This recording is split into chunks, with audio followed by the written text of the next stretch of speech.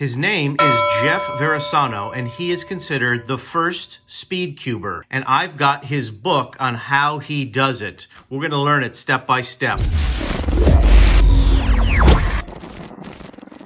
Hi everybody, you probably don't know this guy unless you've been solving Rubik's Cubes for 40 years. Back in the early 80s, when the Rubik's Cube first became popular, it was all about just trying to solve it. But as soon as it turned to how fast can you solve it, it really was about 2 to 3 minutes. And then suddenly one day, this kid comes out with Jeff Conquers the Cube in 45 seconds, and you can too. And it's his book on how he solved the Rubik's Cube in under a minute. This was a big deal. There's actually a note, which I find very interesting, dated 1981 from a publishing house saying, "I attest that I have seen Jeffrey on his first try in my presence solve a Rubik's Cube in 43 seconds. That was something to put into this book because at this time, people really weren't solving Rubik's Cubes in under a minute. This essentially makes him the world's first Speedcuber. I've searched and searched for this book. It took me years to find it, but we're going to go through it page by page and learn Jeffrey's method on how Jeffrey conquers the cube in 45 seconds.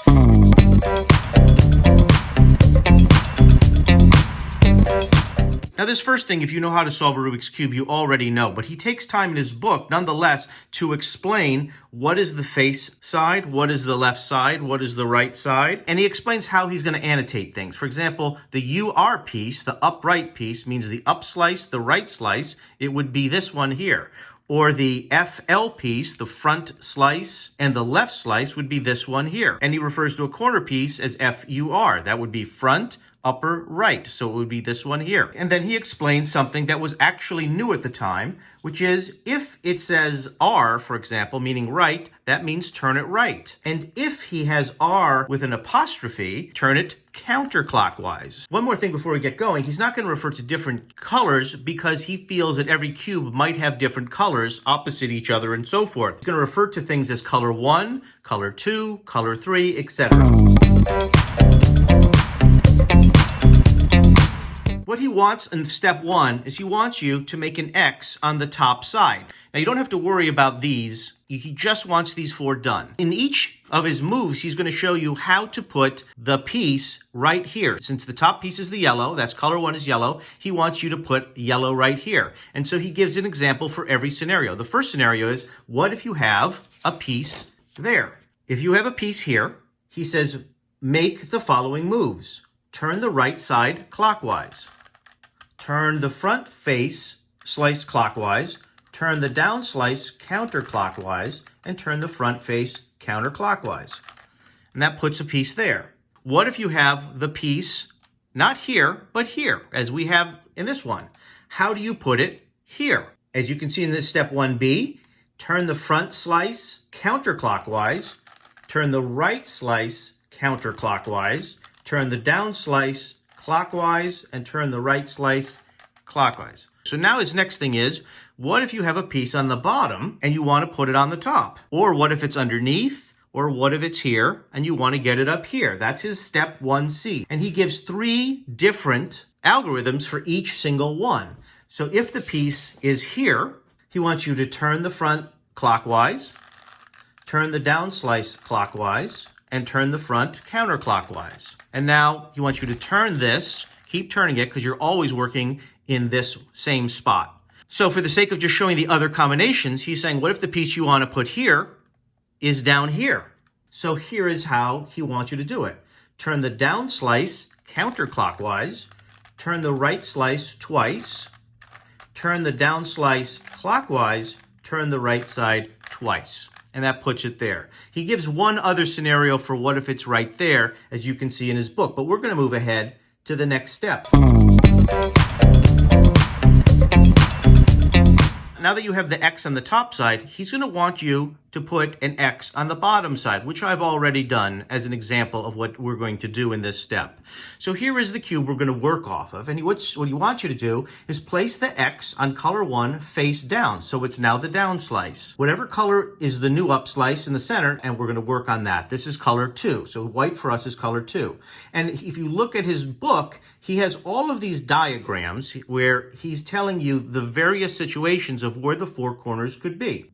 look over the patterns and find the one that carefully matches your cube. So in our case, he wants us to hold these two with these two on the back. And here is the move that he wants you to make. And you may have to make this several times, and then he's going to teach you an algorithm for every single one of these things. Right, clockwise, up or twice, right, clockwise, up or twice, right, clockwise, up or once, right, twice. And it puts the X on the top. If you find that you don't have an X on the upper slice after completing this move, then you'll have one of the other 7 patterns go back to the beginning and start again. So let's move on to step 2B, which is for the expert. And this is the same purpose as step 2A. The only difference is that it's faster. And I'm going to flip the page here. And you can see that he has algorithms for all 7 variations so that you only have to do this pattern once. I'm not going to go through all of these algorithms, but you can see he's prepared all 7 scenarios. So now we're going to move on to step 3. Step 1 was to put the X on one side. Step 2 was to put the X on what he called color 2 side. Step 3, I've already done it on this cube, is now to put the X on every side, as you can see I've done here. So how does he say to do it? He says, if you have an X on the top and an X on the bottom of the cube, this will work for the remaining 4 sides of the cubes to match the corner pieces. When 2 corner pieces are matched, you'll have a correct edge. So these 2, because they match, is considered a correct edge. These 2, because they don't match, is an incorrect edge. He wants you to count the total number of correct edges that you already have on your cube. And we can take a look around, and the answer is we only have 1 correct edge on the cube. And if you look at this book here, he has a scenario now for every single thing. And he also has algorithms for every single scenario. Let's go through some of what he has. If you have no correct edges, make the following move. And then it says, if you have 1 correct edge, which is what we have, make the following move. R2, F2, R2. He says you will now have 5 correct sides. And actually, he's correct. 1, 2, 3, 4, and 5. So he's now saying proceed to another step. He also gives scenarios on if you have 2 correct edges, 4 correct edges, and 5 correct edges. And of course, if you have 8 correct edges, you can move on. If you have 5 correct edges, as we do now, hold the cube so that the 4 correct edges are on the down slice and the 1 correct edge is on the up slice on the front side. So I have to turn this upside down so that the 4 correct edges are on the down slice and the 1 correct edge is on the top slice in front of us. It may be necessary to turn your cube over, as we did. Now repeat the following move 5 times. R2, F2, U, R2, F2, U, R2, F2, U, R2, F2, U, R2, F2, U. And now, as you can see, we can actually straighten up by matching the centers. We have the X on every single side. Looking at this next step in his book, he has it for the expert. So instead of having to repeat a move 5 times, he actually has different algorithms so that if you memorize these, you just have to do them once. And by the end of this step 3, you now have an X on every side. Let's move on to step 4.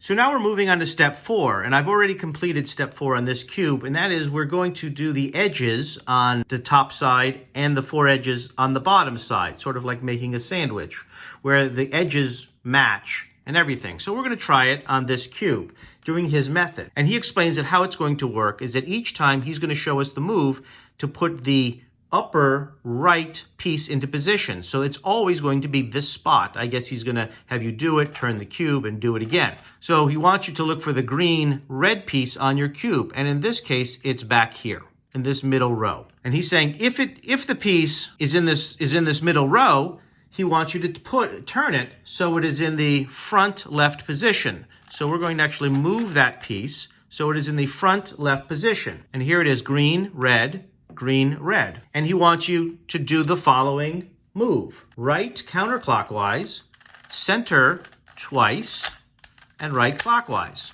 And it puts it into the position. And he gives a scenario on how to do this every single time. So he would want us to turn to the next piece. So next is the green yellow piece. And in this case, it's on the bottom row. It's here, green, yellow. And he gives in his book instructions on how to put bottom row into position. In this case, it is right counterclockwise, the center once, and right clockwise. This is where it gets interesting because he says fill in only 3 of the 4 up slice middle edge slots. When you have finished filling in 3 slots, turn the cube over so that colored 2, X, is on the top, and the empty slot on the bottom is in the down right position. So here would be my empty slot. He wants us to put it in the down right position. And now we're going to continue to put the pieces in to these 4. So this first one looks like it's already been done. It's blue, orange. So we would turn and we'd move to this next one. So we're going to do the same thing as before. We're going to need to put a blue yellow piece there. And there is our blue yellow piece. And since it's in the middle row, he wants us to put it in the front left position. Do the following move. Right counterclockwise, center piece once, right. Now he wants us to move to the next position. I guess we still have that same one down there. Move to the next position. And now we're going to put in the blue red. Oh, here's the blue red. So he wants us to move it again to that front left position and do the same move. Right counterclockwise, move the middle, and put it up. Now, unlike how he wanted us to do only 3 on this side, he wants us to do all 4 on this side. So we continue to turn it, and now we have one more piece, the blue white piece, which is right there, the same position. Right, counterclockwise, the middle, and blue. So that's done. Now I guess we would straighten that up. So now that we've got that, we have to address this last piece down here. And so what he wants us to do is he wants us to turn the cube over so that that free space is in, again, the upper right position. And he has 2 scenarios. Is the piece here but flipped, or is it in the center row? And here, page 40, he gives scenarios on what to do in each particular case. In this case, our piece is over here. And he wants us to put it, as usual, in the front left slot.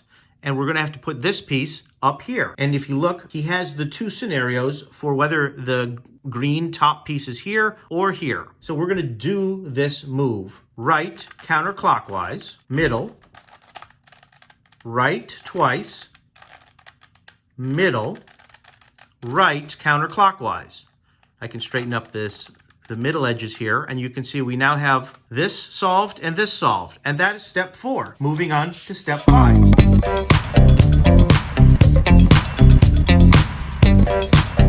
So let's move ahead to step 5.